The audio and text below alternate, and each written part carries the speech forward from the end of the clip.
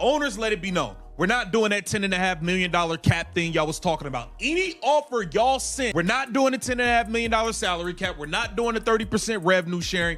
You wasted your time. The WNBA and WNBPA met in New York City for about 3 hours today. Nafisa Collier and Kelsey Plum had travel issues and didn't make it to New York. You know, they was doing this whole, we're on one front. We're on the same page. No, you're not. No, you're not. They stood their ground in this meeting, and the players are now divided. A recent face-to-face meeting in New York City between WNBA players, team owners, and Commissioner Adam Silver failed to bridge the gap between the two sides. The players, seeking direct negotiations without intermediaries, were met with a firm refusal to entertain their proposal for a $10 million salary cap.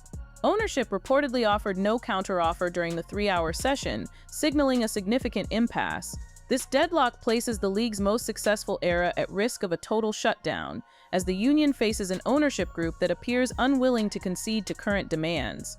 The economic dispute is driven by fundamentally different views of the league's financial health. Citing record-breaking television deals and sellout crowds, players are demanding 30% of gross revenue. Ownership, however, points to a $700 million deficit and has instead offered a share of net revenue, the profit left after accounting for marketing, travel, and operations. The players have rejected this model, suspecting that it allows the league to obscure the true scale of its earnings. While the two sides argue over accounting methods, the financial reality for individual players is becoming a primary concern, as a work stoppage would halt income for the upcoming season. This financial pressure is exposing divisions within the players' union. High-profile stars with significant endorsements and outside business interests are better positioned to endure a strike to secure better long-term terms. However, rookies and mid-tier players who stand to earn nearly $500,000 this season face a far more difficult decision. Caitlin Clark recently commented on the situation, urging both parties to move past the dispute and return to the court. Her statement suggests that the league's newest stars may be less inclined toward a strike than the veteran leadership, highlighting a potential rift in the united front. The rise of alternative professional leagues has introduced a new variable into these negotiations. Organizations like Unrivaled provide top players with equity and six-figure contracts for 3-on-3 tournaments, granting them financial leverage independent of the WNBA. These elite athletes can afford to wait for owners to blink, but for players at the end of the bench, no such safety net exists. For them, a strike is not a strategic move, but a potential financial disaster. Ownership appears to be counting on these internal disparities to weaken the union's bargaining position. In response, the union has established player hubs in Las Vegas, Stanford, and Spain. These high-end training facilities are intended to keep players in peak condition during a work stoppage and demonstrate their readiness to walk away. Yet the risk to the sport's growth remains high. The WNBA is currently experiencing a historic surge in popularity, led by stars like Angel Reese and Paige Buchers. If the league fails to start its season in May, there is no guarantee that fans will wait for a resolution. An extended labor dispute could quickly erode the momentum built over the last several years. Currently, players are considering contracts that offer between $400,000 and $500,000 for 5 months of work, a historic high for the league. Union leaders, however, view these offers as a compromise that leaves billions in future revenue on the table. They are seeking a financial structure more in line with the NBA, where players receive a meaningful share of the total business. Owners are currently calling this bluff, betting that the membership will not walk away from record-setting salaries. The recent meeting in New York confirmed that ownership is prepared for a prolonged standoff. While the 2026 schedule has been released and season tickets have been sold, opening night remains in doubt. Players now face a choice between the security of an immediate substantial raise and a gamble on the long-term future of their profession. If even a small percentage of the union decides to prioritize immediate pay over a strike, the collective bargaining effort could fail.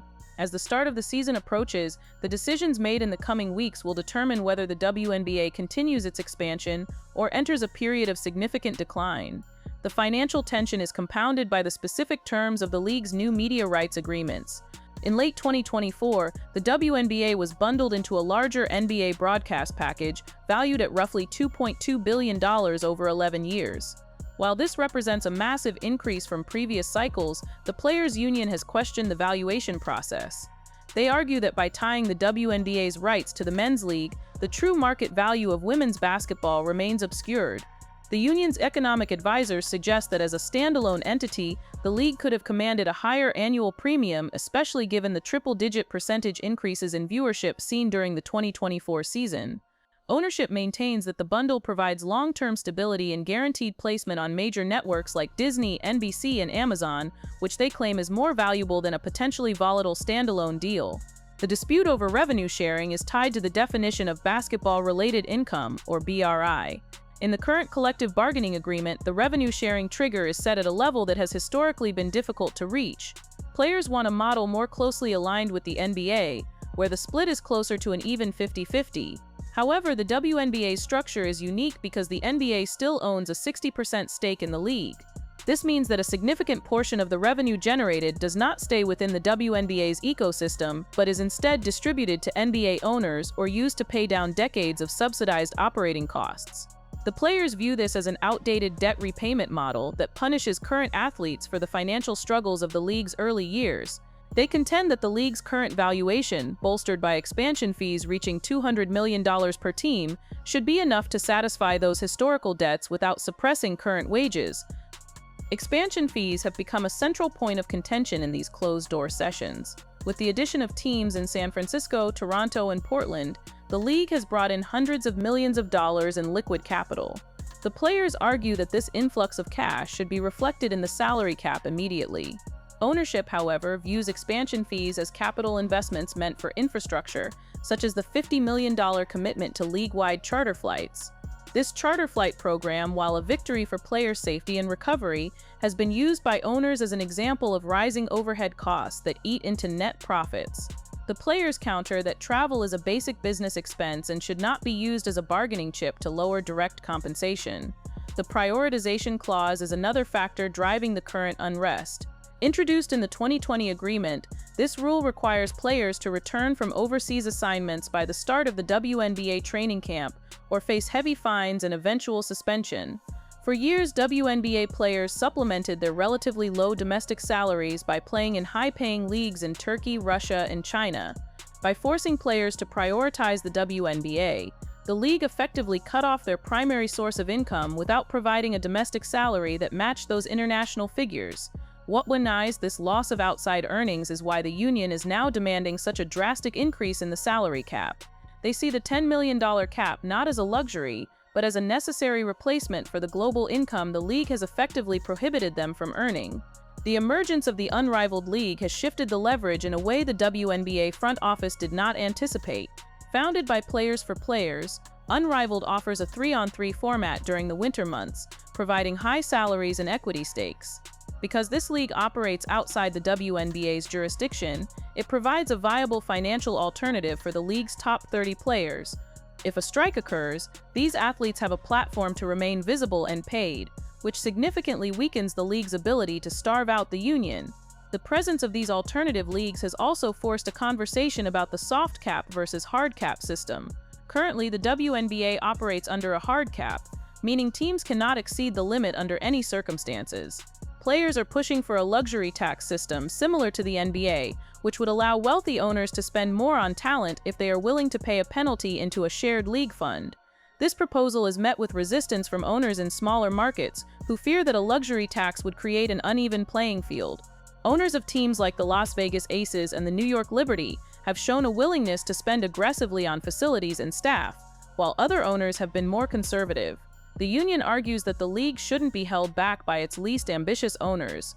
They believe that if an owner wants to invest heavily in their roster, they should be allowed to do so, as it raises the overall profile and quality of the league. This philosophical divide between small market sustainability and big market growth is a primary reason the negotiations have stalled. The timing of this dispute is particularly sensitive due to the Caitlin Clark effect and the massive surge in merchandise sales and ticket revenue. For the first time, the league is seeing individual players drive local economies in cities like Indianapolis and Chicago. The union believes the league is in a hyper-growth phase where traditional conservative accounting no longer applies.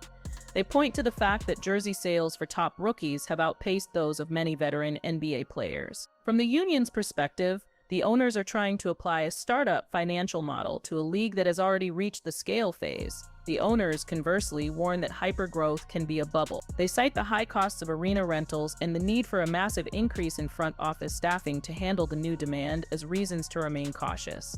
If the 2026 season is canceled or delayed, the legal ramifications will be extensive. The league's broadcast partners have specific minimum game requirements in their contracts. If the WNBA fails to deliver a full season, they could face significant financial penalties or even the termination of certain media deals. This gives the players a form of mutually assured destruction leverage. They know the owners cannot afford to lose the Disney or Amazon contracts, which are the bedrock of the league's future valuation. However, a strike also puts the players' individual sponsorships at risk. Many shoe deals and corporate partnerships are contingent on the players being active and visible in the WNBA. A season-long strike could lead to a wave of force majeure declarations from brands, leaving players without their secondary income stream.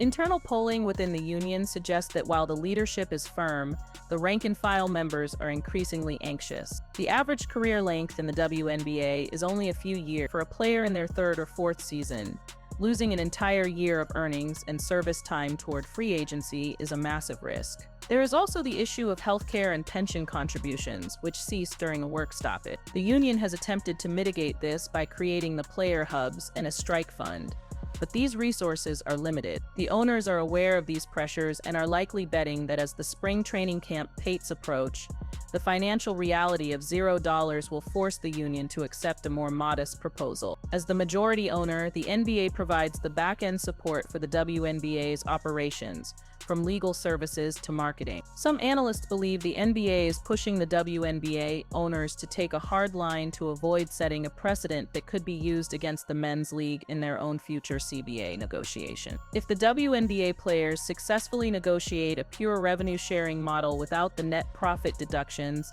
it would give the NBA players a powerful argument for their next round of talks. This makes the WNBA labor dispute a proxy war for the larger landscape of professional sports economics. As the clock ticks toward the 2026 season, the public optics are becoming increasingly difficult for the league to manage. Fans who have recently invested in the sport are largely supportive of the players, but that support has its limit. The momentum of the 2024 and 2025 seasons was built on the availability of the games and the accessibility of the stars. If those stars are replaced by replacement players, or if the arenas remain dark, the league risks alienating the very fans who fueled its recent growth. History shows that in professional sports, fans rarely side with ownership in labor disputes, but they also tend to lose interest in the sport entirely if the stoppage lasts too long. The union has demanded a full independent audit of every team's financial records to verify the $700 million hole claimed by the owner. Until the players see exactly how the net revenue is calculated, specifically how much is being paid back to the NBA and how expansion fees are being allocated, they are unlikely to trust any offer based on profit share. The owners have resisted this level of transparency, citing proprietary business information. This lack of trust is the fundamental barrier. Without a shared set of facts regarding the league's actual profitability, the two sides are essentially speaking different languages. The next few weeks will determine if they can find a common vocabulary or if the WNBA will become the first major American sports league in decades to miss an entire season due to a labor dispute.